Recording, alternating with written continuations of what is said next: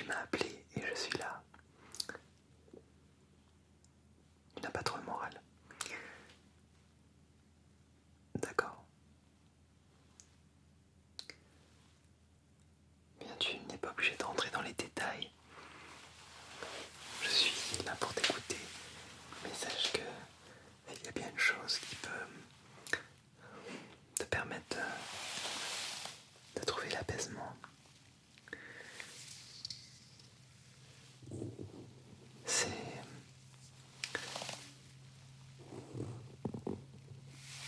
de respirer profondément, doucement, simplement en visualisant l'air qui rentre en toi comme une énergie ou comme une lumière ou comme quelque chose de positif qui va inonder ton cœur, inonder ton corps, mais surtout ton cœur, parce que tu as le cœur lourd, je le sens, et le rendre plus léger.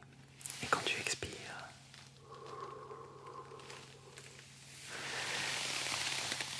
à ce moment-là,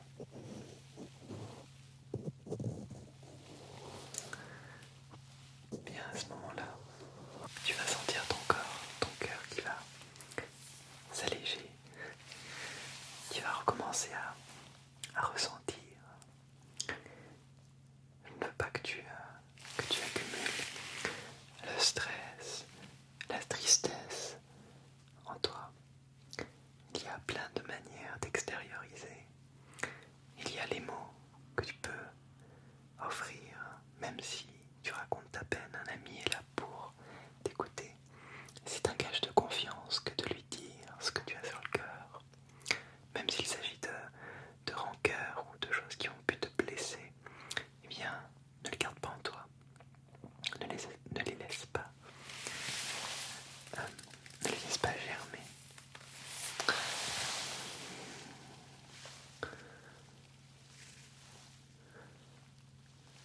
Voilà, continue de respirer profondément.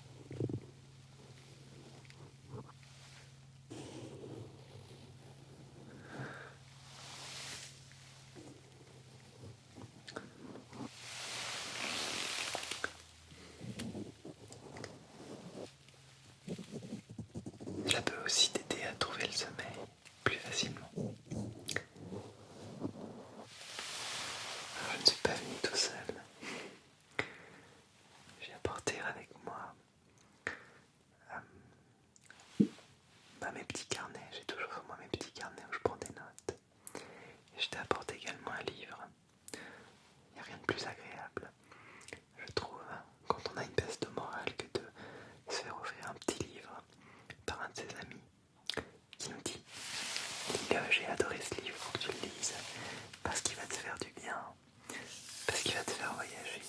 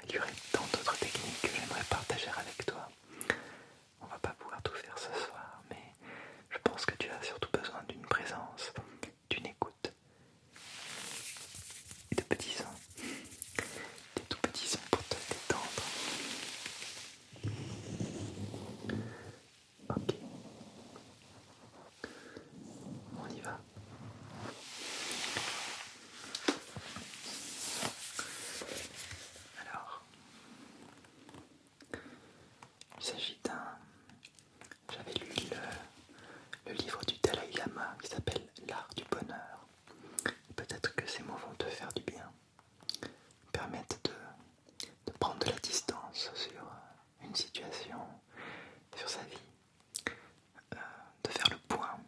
Si on se sent malheureux, peut-être que l'on voit mal les choses. Mais bon, je ne vais pas paraphraser le Dalai Lama. Regarde tout ce que tu possèdes déjà, au lieu de te laisser ronger par désir et frustration des choses que tu voudrais acquérir. Sois conscient de tout ce que tu es pour être mieux porté vers tes projets. Sois conscient de tout ce que tu es. Sois conscient de tout ce que tu es. Ça, c'est important. En gros, ne te dévalorise pas et connais toutes tes ressources. C'est le prisme de ton esprit qui rend le bonheur possible et non le monde et les choses autour de toi. Parce que le bonheur est à l'intérieur. Il n'est pas à l'extérieur. Le bonheur n'est pas dans la satisfaction personnelle, encore moins dans le plaisir sexuel, mais bien dans l'esprit et dans le cœur. Le but de la vie, c'est le bonheur, pas le plaisir. Avant d'accepter chaque chose, demande-toi si elle te rendra plus heureux. Par cette ouverture à l'homme et cette foi en la bonté humaine, les occasions de nouer des liens d'intimité avec les autres sont plus que nombreux. Il faut toujours aborder l'autre avec compassion. L'intimité est l'ingrédient essentiel du bonheur. Il faut s'ouvrir aux autres, à sa famille, à ses amis, mais aussi aux inconnus. Nouer ainsi des liens authentiques et profonds. Des liens fondés sur l'humanité qui nous est commune à tous. Attention à la relation passionnelle, dans le fond très limitative, nous coupant d'autres sources potentielles d'intimité et souvent cause de chagrin et de souffrance quand l'être unique n'est plus là. Ce qui nous rapproche le plus de l'être humain, même s'il est très différent de nous, c'est notre aspiration au bonheur, nos similitudes corporelles, émotionnelles. Nous sommes tous venus au monde par la naissance et nous allons tous vers la mort. Bien sûr, il faut rester lucide sur l'honnêteté de l'autre et sur son ouverture d'esprit. Il ne faut pas se braquer devant des gens froids. Il faut comprendre leur passé, supposer qu'ils ont été confrontés à de dures épreuves dans des vies antérieures. C'est l'affection qui est le moteur clé d'une relation saine, et non la passion qui peut nous attirer vers des êtres nuisibles. Les nombreux divorces sont dus au fait que les couples aspirent à des expériences affectives intenses qui ne résisteront pas à l'usure du temps. C'est plutôt la bonté, la gentillesse et la douceur qui offrent un lien durable.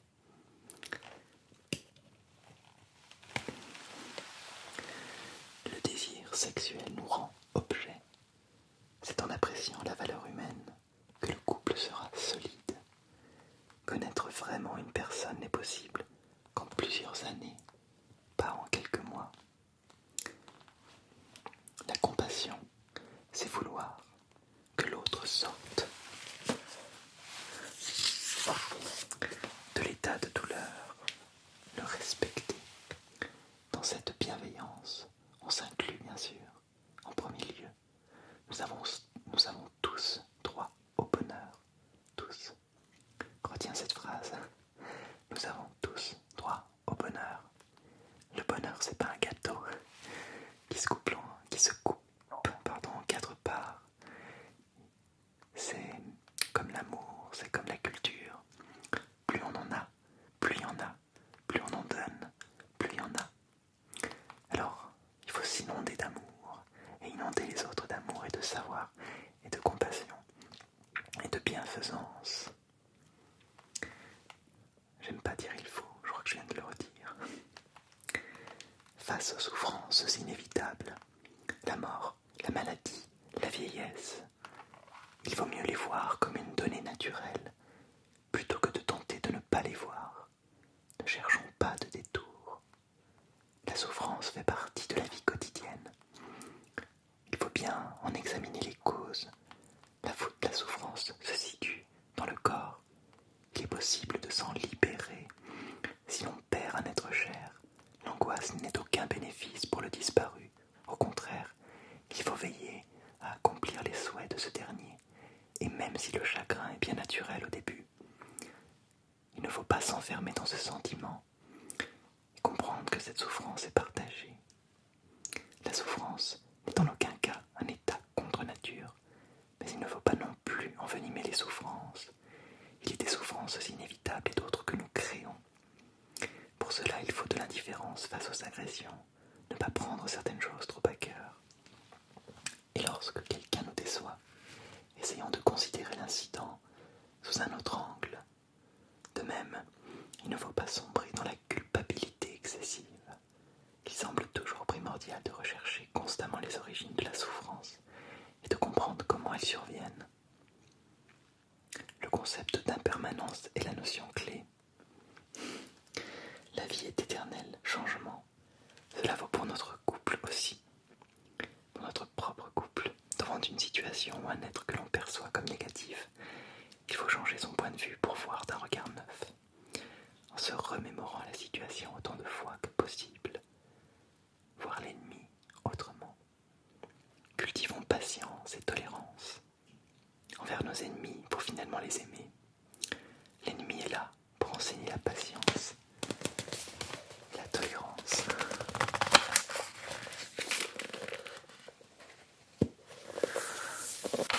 Tout un programme, c'est un exercice de tous les jours, n'est-ce pas ?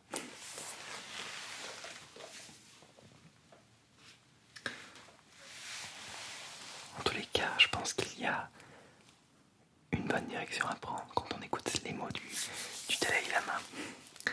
Ça paraît parfois inaccessible, mais tout est question de point de vue, de dosage, peut-être d'entraînement, d'exercice mental, d'exercice spirituel.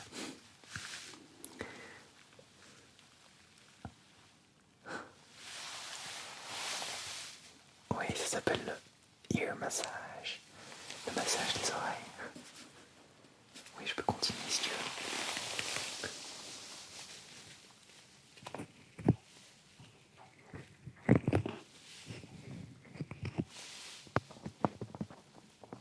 Je peux faire un tout petit peu de tapping aussi.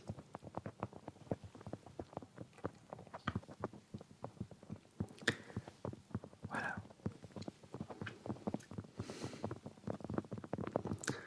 Comment est-ce que tu te sens ? C'est bien. Je suis content que ça aille mieux déjà.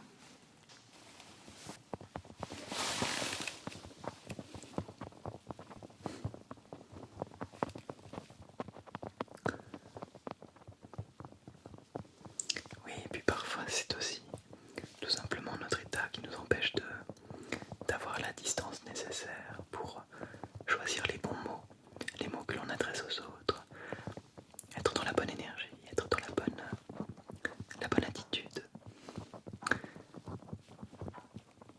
Tout ira mieux. J'en suis persuadé. Tu es quelqu'un qui a des ressources, tu es quelqu'un qui a énormément de potentiel et aussi qui peut apprendre. Tout est déconstructible et tout peut se reconstruire. Absolument tout. Tu peux me croire. Il faut t'accorder du temps, il faut t'accorder du repos, il faut t'accorder du soin aussi. Oui, vraiment, je suis sérieux. Même si je souris beaucoup, par nature. Manger, bien dormir, bien choisir ses lectures, bien choisir ses amis, savoir dire non, ne pas se laisser embarquer dans tout et n'importe quoi. Il n'est jamais trop tard pour faire appel à ceux que tu aimes, ceux qui te font du bien, ceux qui sauront t'écouter, ceux qui te connaissent aussi. C'est important, qui connaissent ton histoire, qui connaissent ton passé.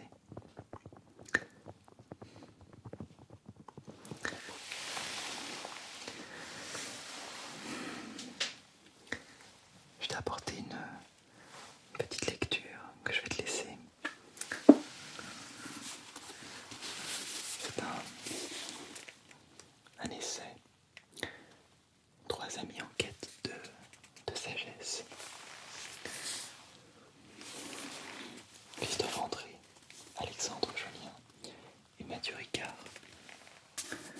Alors, Christophe Andrestin, c'est un médecin psychiatre, je ne sais pas si tu le connais, il a d'excellents livres sur la méditation. Alexandre Jolien, c'est un philosophe. Et Mathieu Ricard, est un moine bouddhiste qui vit au Népal et qui s'est associé à Jolien et à Christophe André c'est le résultat d'une discussion. Et c'est un livre extrêmement précieux, je trouve, que l'on peut lire, relire, consulter. Il y a des phrases qui sont mises en exergue que je peux te lire rapidement. Ça te tente? Ok, alors c'est parti. Je trouve une sorte de libération à constater que tout est fragile. Enfin, je peux joyeusement renoncer à la stabilité, à la solidité.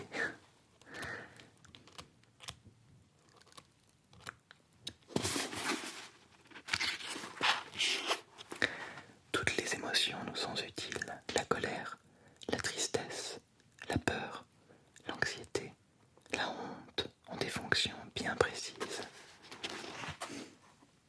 Encore faut-il qu'elles soient saines. Être en permanence sous l'emprise d'émotions, de ressentiments ou d'agacement joue sur ma vision du monde et sur la façon dont je vais me comporter socialement. Exprime tout. Ne retiens rien. Justement, sinon c'est l'effet cocotte minute. Ça explose si l'on retient tout. Ne garde pas les choses pour toi. Il y a forcément sur cette planète quelqu'un qui est là pour les partager avec toi, pour les écouter, pour les entendre.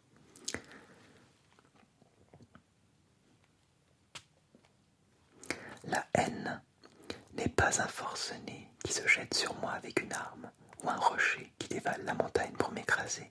La haine, ce n'est qu'une fabrication mentale.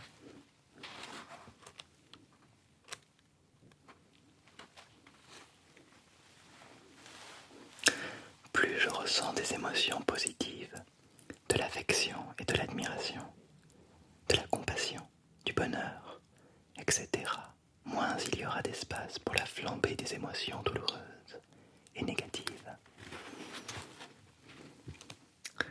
J'adore ce livre.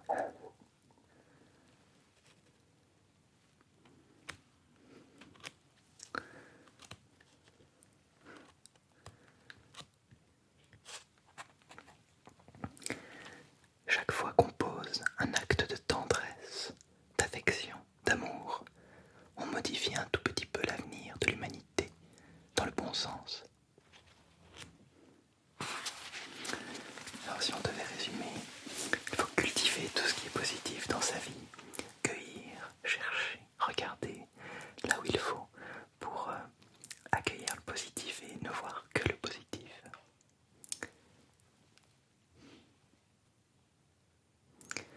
J'espère que tu te sens mieux.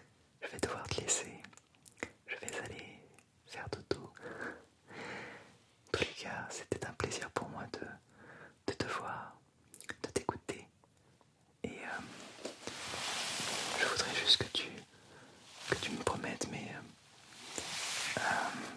peut-être que tu te promettes à toi-même de prendre soin de